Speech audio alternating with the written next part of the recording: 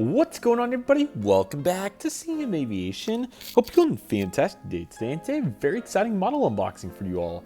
Today we'll be taking a look at the InFlight 200 1:200 scale Janet Boeing 737-200. So certainly it was not on my bingo card, but that's why I love these one-day airline collectible shows. This time we were in Dallas and there was a vendor with just an awesome assortment of military aircraft they were trying to get rid of, and this one particularly was $30, and I was just like, yep, sign me up, let's just get to it. So very excited to have this awesome model. Let's go ahead and get started. So you get the Boeing 737-200 titles on the top right with the Janet flight. Here's the alien in the back, and obviously you have the CGI of the aircraft. The registration of this aircraft is November 5294 Echo. And of course you got the background and so forth. Next generation 1-200 die-cast aircraft models, and you got InFlight 200, and the item number is IF732 Janet, so very fitting to the aircraft. Now this one's definitely an older one. I'll show you some aspects of the aircraft. I don't know when exactly this came out, but I'm thinking it's probably sometime in the early 2010s or so. You do see that there is the iOS app and so forth, so it had to be after 2008, but I doubt InFlight introduced their app that quickly. So probably sometime in like the 2012, 13, 14 range. But yeah, overall it's a really good model. There's no complaints. It also could be noted that this, might have a slightly outdated mold as well for some of its older aspects, but it's really nice for 1-200. So yeah, certainly really glad to have this aircraft in the fleet today. And yeah, for $30, it was definitely a grand slam. So certainly excited to feature it here today. It looks really nice. So without any further delay, we're not going to waste any further time on it and just go ahead and get started with the actual aircraft components itself. So let's go ahead and get started. Here's the cockpit windows along with the nose cone. You got a couple of various panel details throughout there, so that's looking pretty nice. You got the fleet code there, 284, a couple pitot tubes. Now, lack of nose markings there would be one reason why I think that this is a little bit older, and definitely the big one here. Nose landing gear door seems rather large, and that might just be how it is, but seems pretty big. But this nose landing gear design is really the big giveaway to me. As you can tell, it's definitely quite a different design, quite a departure from what we're used to. I kind of like to think of it of the Aero Classics here. I know that most of their gear don't look like this, so it's just really interesting to see that's what it looks like. But again, this could be an outdated mold and or a very older release. So, but regardless, it's still pretty nice, so definitely want to note that. So no major complaints, just an observation there. From here, it becomes a little bit more streamlined. You got the red stripe across that we're accustomed to on Janet, and then you got the actual L1 door right here as well. Have where the ladder would go, a couple more panel details throughout, and then of course we continue to move through. We have a couple of antennas down there. I'll get you a better look at that when we take a look at the undercarriage. And yeah, otherwise you just have that one panel detail there, and otherwise it's a pretty standard front section of the aircraft here. The middle of the aircraft's also pretty simple. You have the beacon and that stubbier antenna right there too, so that certainly looks quite nice. And then if I move the aircraft over here, you get a better look at those antennas. And you also have the air inlet, which is featured right here, the leading edge lights, and then of course the slats, which I apologize for what I said in my previous video, or it might not have been this aircraft, I can't remember. Maybe it might have been the KC-135, but there was an aircraft that didn't have crazy good slat detail, and I thought it was this one, but I'm seeing the outlines here, so I'll have to go back and review that.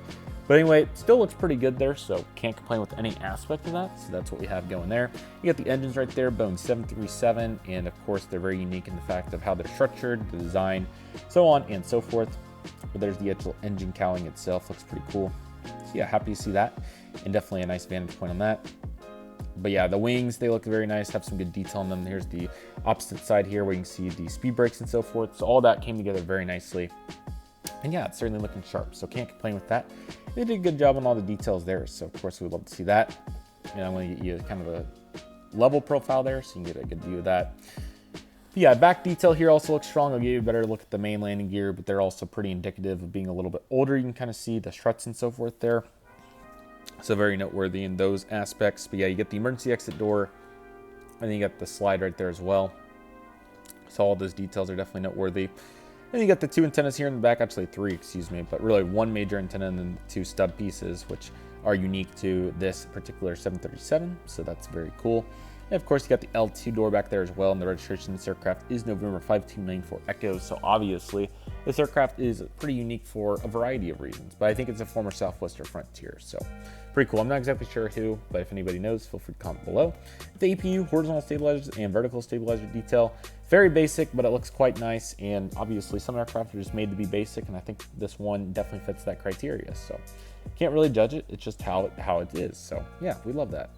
Right side of the aircraft is also pretty similar to the left, but we do have a couple differences. So the first one is that baggage door there. You can see that. This also is a one-piece mold, inducive of the age most likely, so you can definitely get a good look at that. And then the big one after this baggage door, which I need to turn it so you can see a little bit better. There we go. Is definitely the air inlet right there above the registration.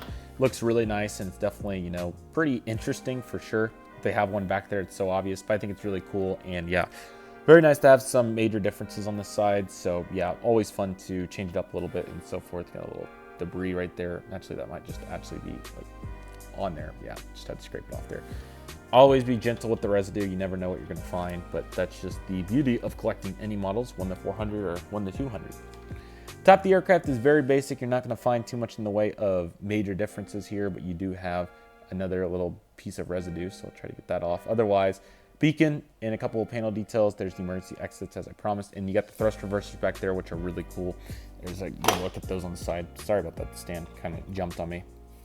But as you can tell, they look very nice. Happy to see that. And then after that, you're definitely going to want to, or you know what, we'll just, it's not the heaviest aircraft in the world. It's definitely got some weight, but it's not the heaviest.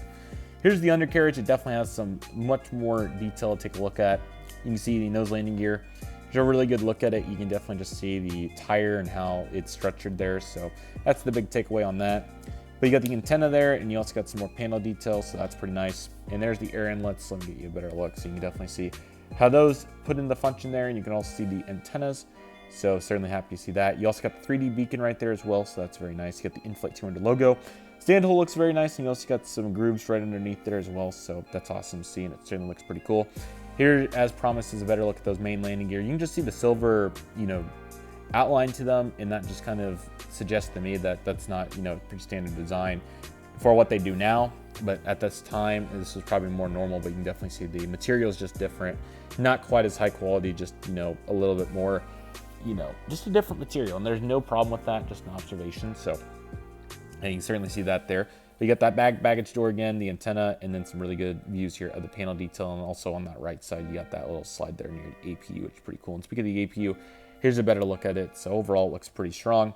Yeah, those landing gear, definitely, you want to make note of those, that those are certainly pretty impressive for sure. So yeah. And then lastly, the stand's also really nice. You do have a little fluff piece there that you can put it on so it doesn't scratch the bottom. It is really nice that it doesn't, you know, tear it up and so forth. And I appreciate their effort for making that a reality for sure. So that certainly helps the value and definitely makes it look just a little bit cleaner in those aspects. So you gotta love that, and it's certainly looking very strong for all those reasons. So I really hope all of you enjoyed this unboxing of the Janet 732 by, excuse me, this is gonna be, well, I cannot think of the manufacturer. Oh boy, how about InFlight 200? So yeah, very glad to have this model. Certainly really good value. If you're able to find one for a good price, I would definitely recommend it. It's a good mold, just obviously a little bit older, so you just gotta be mindful of that. But for the time, this was extremely impressive. So again, highly recommended. It's a good aircraft, and definitely if you're in the market for an aircraft like this, I certainly don't think that you can go wrong with an aircraft like this. So that being said, that'll do for today's video, everybody. Thank you all so much for watching. Take it easy, everybody. Stay safe, trust the process. Do you love you do. My name's CM Aviation. I want to thank you all so much for watching, and I'll see you all soon. CM Aviation is signing off.